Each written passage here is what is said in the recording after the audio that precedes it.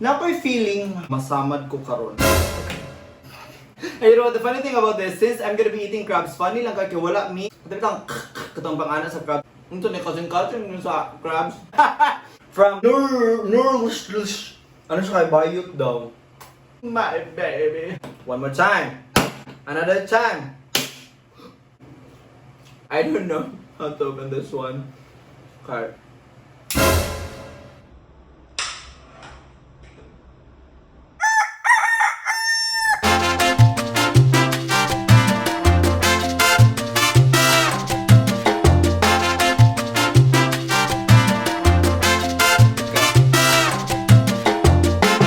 What's up everybody and welcome back to my channel. So for today's vlog guys, I'm gonna be doing another mukbang. Katawa kay kuya kung mama kayo siya kay mukbang daw sa.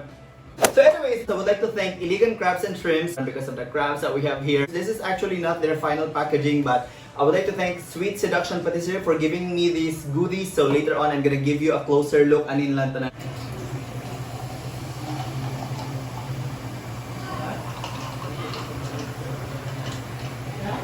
Along with this mukbang vlog, I'm also going to do the assumptions about me. So actually, nag-post ko 24 hours ago. So again, let's set this aside muna. Okay. Oh my gosh.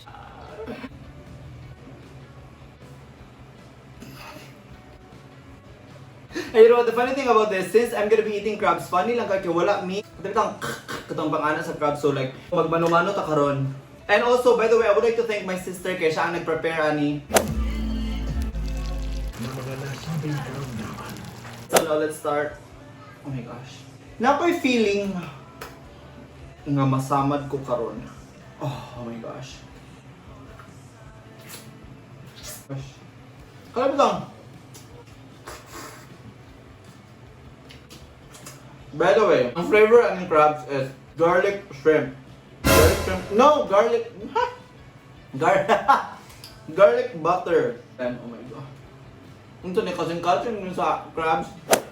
The first impression about me, suplado. Well, most of the time I get that kay kung maglakaw daw ko kay malito daw kay kunan awon. But dili gyud na siya tinuod ng suplado ko, guys. Wait, na niabot. Guys! Oh my gosh, milktea. And also I have tapioca. Wow. Patya na lang ko. And again, I would like to thank Trisha and Alex and of course Sir Dexter for the pahabol from Swirl Dessert Station. Oh my gosh.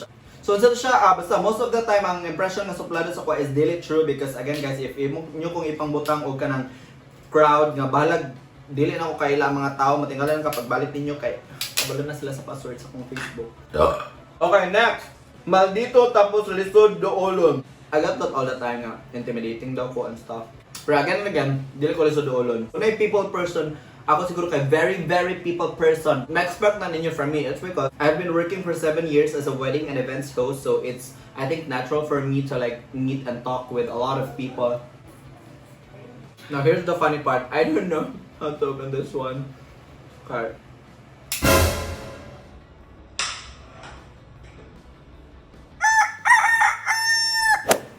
Nalagpot siya.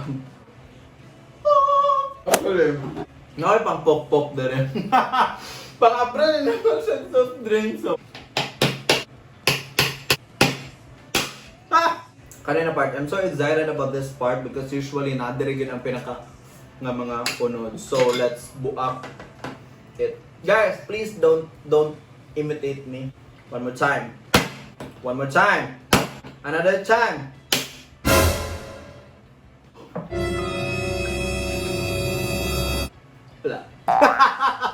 Oh my gosh! Here we go! Nice tonight, let's do it again! Wait.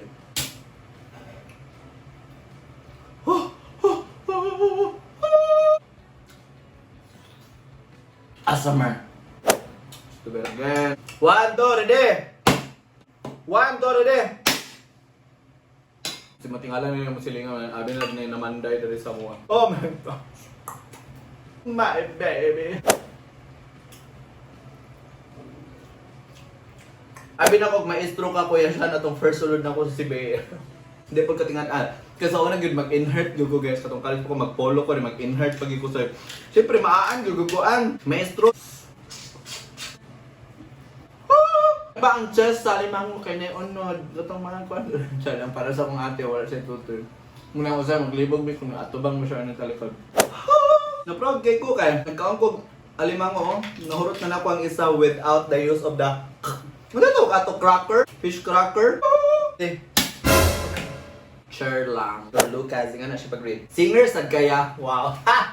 You know what guys, I'm not really like a good singer, but nagasing ko if ever like nako sa akong family or relatives and friends. Okay, proceeding with Morales Hannah. Productive kaayo permi. Yes, ay mo pare-pareho lang ginaingon no. Ako magud ako bitong theme sa theme, principle in life. Weird kayo say bitaw. I mean like I always keep it in mind nga, what if mamatay na ko ugma. I was able to meet a person manggod sa una nga she has, I think, cancer. And then she's actually my client. And then nag-meet me kasi I think she was given by the doctor mga 4 months to live. And then she told me nga, so ako, since I only have like 4 months, so I'm making the most out of my life. So she said nga, I'm going to places kung asa kong gusto.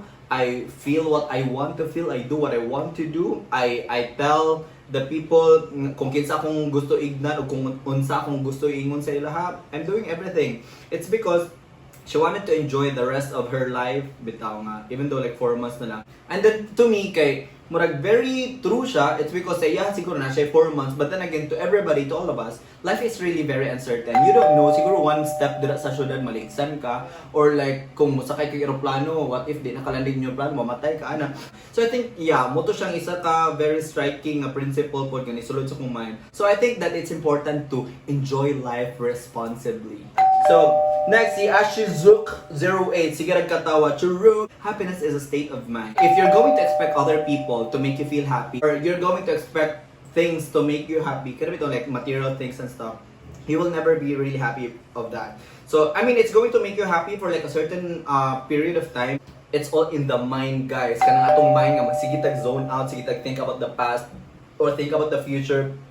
That's one of the very main reasons why people become sad. So what you have to do is like you have to live in the moment. You have to take a look at what's in front of you. Take a look at your family. Take a look at what's everything that's happening sa inyong balay. You appreciate all the blessings that you have because just like what they say, what you have may be others' dreams. So yeah, kanang mga underrated blessings, kanang namoy sudan sa inyong balay.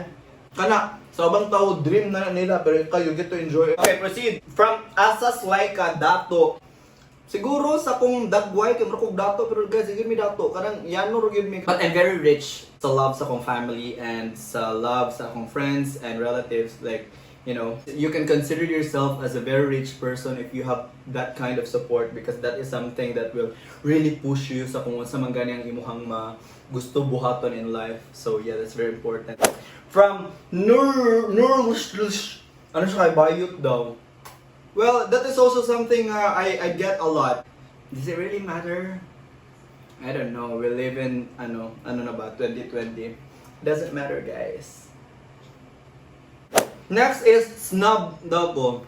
Well, ako po nga person is like, if I don't like you, I really don't like you. I'm not gonna make efforts for you to like me. Basta kay kung di ko gananin mo, okay, just sit down. Ay, next story. Ay, nang nagkukstory. Nga na lang. Okay. Next. John Greco, konyo daw, huh? Na konyo, it's because of, I think, the nature of my work. Being an MC, I have to like speak in English, in Tagalog, or in Bisaya, or sometimes if like my clients are from other countries, say for example, I had a client before who is from Germany, so like, nag-study ko German language, guys. Also from Mary Dukes, K-pop fan kaya? No. Ang maganda ko sa ilang song, pero dili kaayo.